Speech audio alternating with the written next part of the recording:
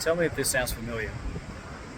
You started your business and you got a year in, you got a few leads. Mostly it's just your mum's friends that actually helped you out. I'm talking about people in any industry, but I focus more so on HVAC, so air conditioning, heating, that type of thing. So the first year you did okay.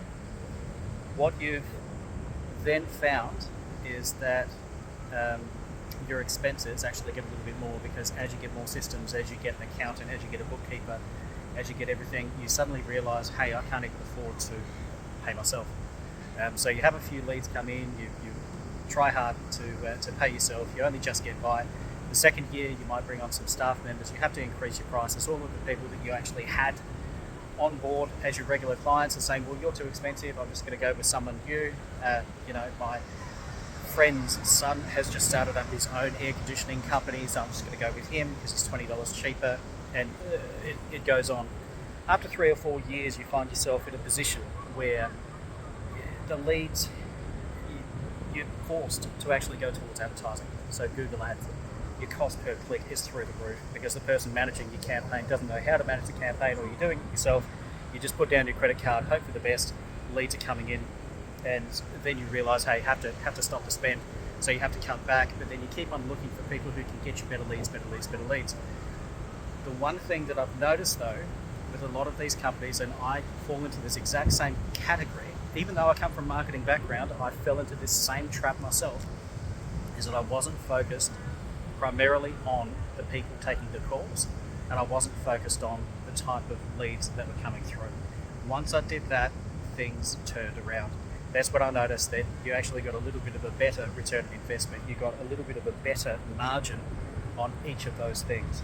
And more importantly, you actually closed the ones that were more important. You closed the actual clients or sales, for lack of a better term, that you needed to close. Once you actually get some consistency with that, that's when you're in a much more comfortable position and you can start to focus on the business rather than working in the business yourself.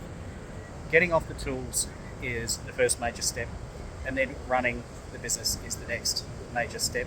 Unfortunately, for a lot of people, that transition just never happens, and they can't sell their business because they are the business. They're the person on the ground running.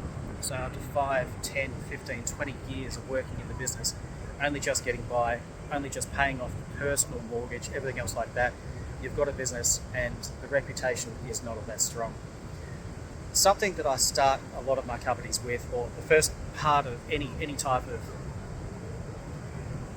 interaction that I have with the companies, is first and foremost to actually do a bit of an investigation.